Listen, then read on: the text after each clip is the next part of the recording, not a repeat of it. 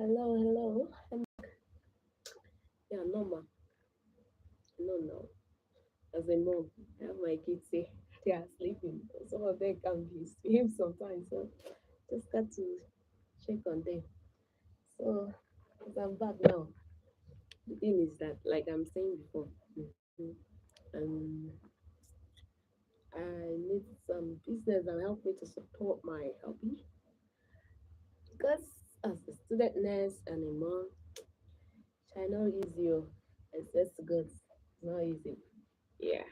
So, so about my school, how I actually started the journey was I'm kind of for those that are Nigerians, you know what is auxiliary nurse.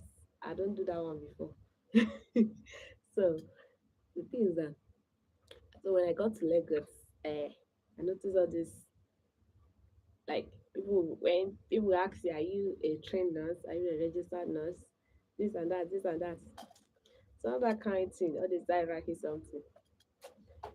So and I was graced to meet most of my mentors are a very fortunate people in my life that actually know the value of education.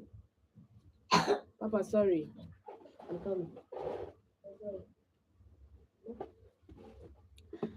So I was fortunate to meet some of these uh, um, good people and who actually become my mentors. So they kind of advised me. They told me, Mandy, you are good at what you're doing. I said, Favor, you're good. You're good at this nursing thing, especially the practical aspect. Why don't you go to school? At that time, I think I had my first baby. Yeah. So, it wasn't easy because my husband's not that buoyant enough. And for me to just quit the little things I'm doing now, because I work in farms then. So it wasn't really that easy. So, but what brought me most is that one of my mentors, yes, one of my mentors, she helped me. She really at that time she don't know I was very nice. So she called me. She was like she have a job offer for me in Lasuth. For those of you that know where Lasuth is, yeah, Lasuth no Lutz, sorry, Lutz.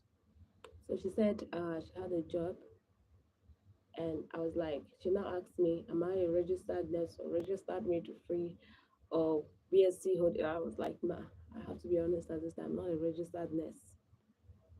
So she said, okay, she will shoot me up if something come out in one of the local sites. And to be truthful, I never heard from her after that time. So that one passed, and since that time, I started considering school. Yeah, knowing that my husband is not really that buoyant, it's not really that wealthy, and we're managing ourselves. And I think I need to do better too, because now you don't have anything you're doing, something stable. Ah, you're your own. So I started putting into consideration to go to school, but at that time I really don't even know how to tell my husband I want to go to school because things are really so difficult for us, for both of us. We are really struggling at that time. I don't know why I'm talking out there, but whoever that I'm talking to out there. Maybe there's something you want to do and you're looking at the circumstances around you and you'll be like, can I actually do this thing? Can I look at I have this, I have that, or a lot of problems up there, up down, things like that. My sister, my brother. Sometimes you need just to close your eyes to the circumstances and chase that dreams. Because sometimes if we look at the circumstances surrounding us, we might not be able to do anything and we end up at the end of the day being a loser. Right? So at that time, so what happened? Yeah. So what happened is that